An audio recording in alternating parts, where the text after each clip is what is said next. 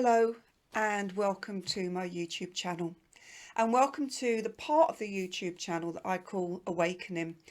And in that I try and share with you some of my experience around the awakening process, because as we all know, it's not easy, and sometimes it's nice just to have someone with you just to navigate through some of the things which come up on a regular basis.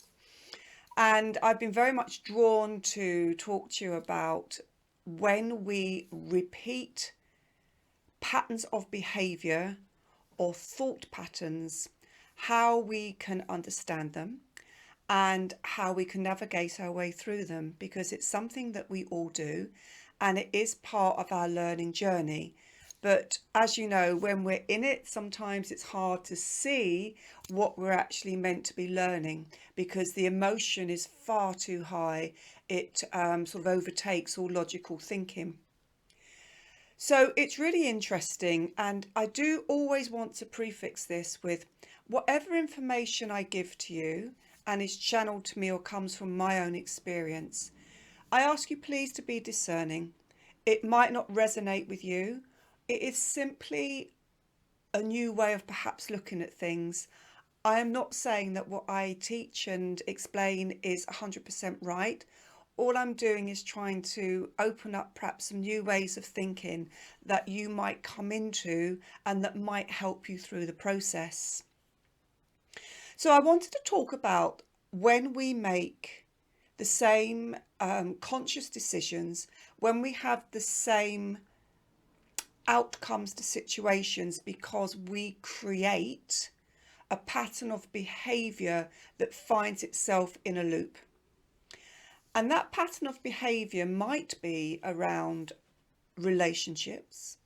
It might be around our love life. It might be around anything to do with our work situation. And you'll know exactly what I mean, because you'll go, why do I keep doing this? Why does this always happen? Why am I finding myself in another relationship where perhaps I don't have a voice or I'm not respected? Why do I find myself in a job where I'm continually shut down, held down, and not allowed to express myself? And I think half of the conditioning is around that we stay in a loop and a cycle of behaviors and belief systems that keep us perpetuating the same end results. So we get stuck in that sort of holding pattern, as I call it, of being continually attracting to us the same things time and time and time again. Why am I in friendships where I'm disempowered, or that I'm the primary friend and I don't receive that back to me? Why am I in relationships where they can't commit to me and yet I'm ready for that commitment, or I believe I am? Or once again, why am I in a job where it's just mundane? It's just not what my soul is telling me that I need to be doing. And I think the first part of this is actually recognizing, hey, this has to stop. This isn't doing me any good. I'm not learning from it. I'm just perpetuating the same thought process and the same outcomes. And I think it's always nice to understand that there is no blame attached to this. There's no blame at all, because we have already decided in our blueprint that we are going to heal and release these aspects of ourselves in this timeline, or in accordance with our timeline during this life incarnation. And that's all well and good if we were only doing it for ourselves, but we don't.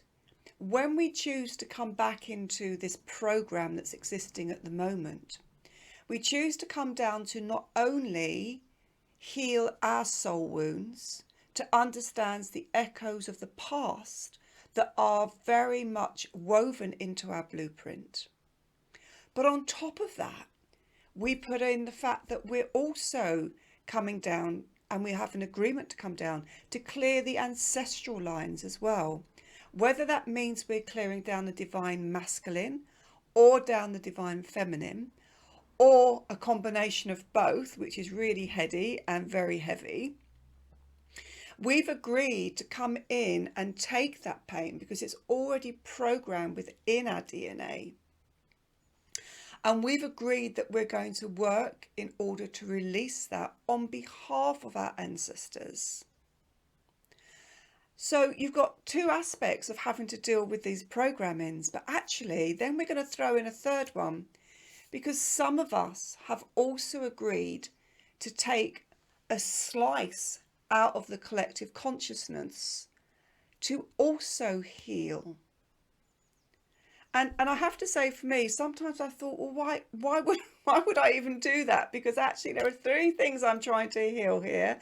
I'm trying to make myself aware of all the lifetimes I've had and what I need to clear.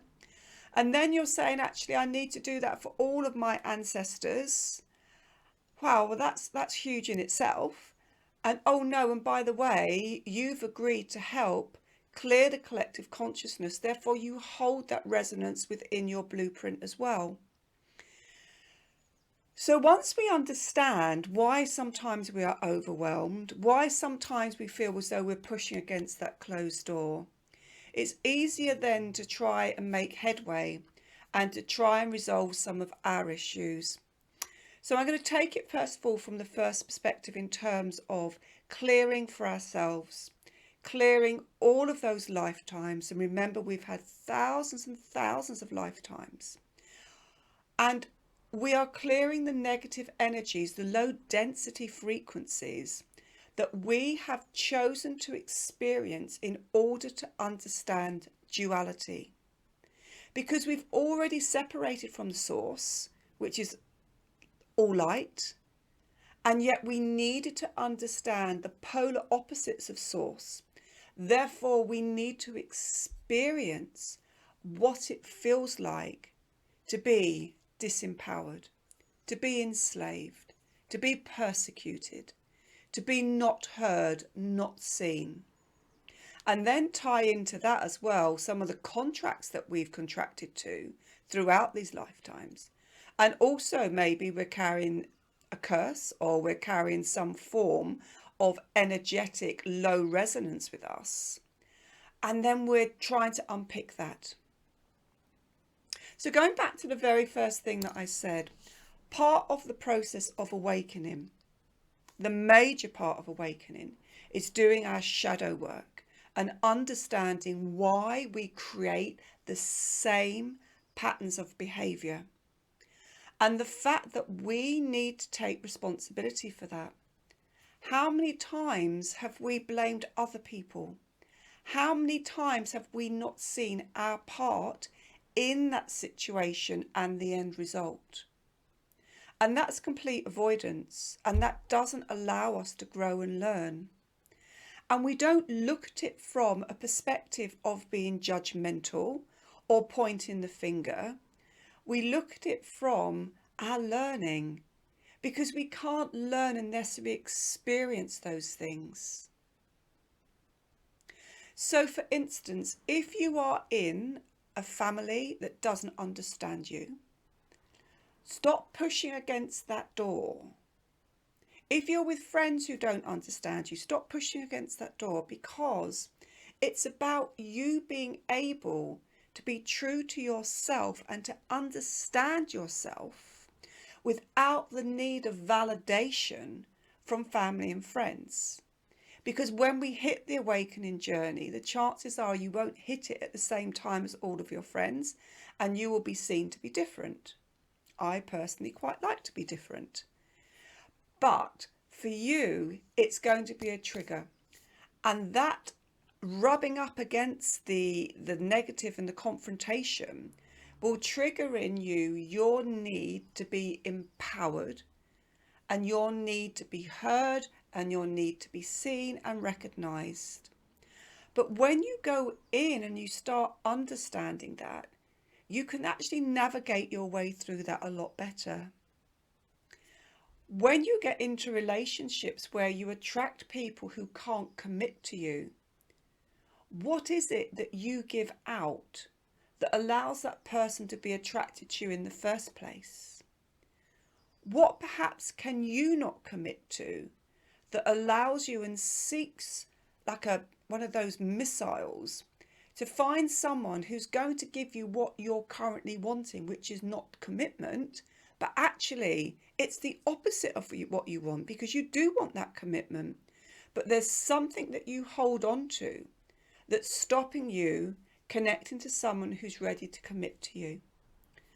And also, when you get into relationships where people can't commit, you need to come back into your self-worth. When you unpick those layers of worthiness and you get down to the very core wound of what it is that you're holding on to, then you can heal it, because when we see it, we recognize it. So if you're also in friendship relationships where you are not getting what you want, go back and find out why you've allowed that to happen. Is it because there is a need in you to be loved, to be recognized, to be seen, that makes you allow others not to see you and allows you to put up with what you see is that disrespect? So everything comes back to the I. Everything comes back to the I am presence, because whatever we're being shown actually needs to be viewed with gratitude, because they're showing you, it's like a big arrow is being pointed at you as to what you need to go in and heal and understand. And without that person triggering you, how can you do that work? And sometimes we contract with others to be triggers and mirrors for them. That's what our agreement is. At this point, I'm going to trigger you so that you can go in and do that core wound healing and understand it. Because when we come in and understand that we hold on to those negative templates, we can heal them. And then we let in more light. Then we are more comfortable within our soul. Then we heal our core wounds. And when we heal our core wounds, we can heal them not only for ourselves, we clear them for the ancestral lines, and we clear them for the collective. But it has to start with us. And I am not saying it's easy, because I continually strive to be on that journey, which allows me to share with you some of the, some of the difficulties in actually getting to understand it. We have to take responsibility for our actions, but we take responsibility for ourselves with compassion, not with a finger pointing and judgment, because we have to have that experience in order to be able to learn it. You can't have one without the other. So don't beat yourself up that you've got into another relationship where it's fallen apart because they can't commit, or they are showing you things that you don't like about yourself. Welcome that, because it means that you can do that work. And when you've done that work, you attract what you give out, your light. You will attract that to you. If you're in a job that disempowers you and makes you small, it's happened for a reason. You just need to decide on what that reason is and what you're going to do to change it. Because everything is in our control. We are all sovereign beings of our own destiny. We have chosen to come and learn this experience, as hard as it is, but actually you can do it. And as you heal yourself, you just grow stronger. You let in more light. You understand before you are triggered.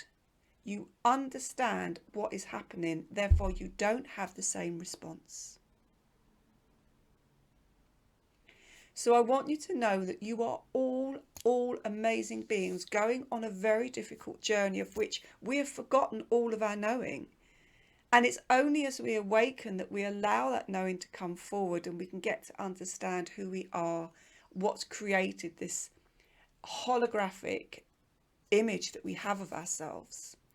And when we then truly connect to the higher self, our full intuition, we then start to understand our soul story. And that is how we awaken. So I really hope that that's helped. That's always my intention, to help you. I carry the blueprint for assisting in other souls awakening. That's why I have this information.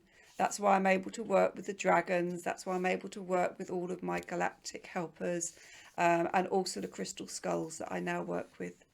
So I hope this has helped. If you have any comments, please leave them down. I do check them and I do get back to you. And just go and be the best version of yourself. But it does take work. And unfortunately, that is part of the journey.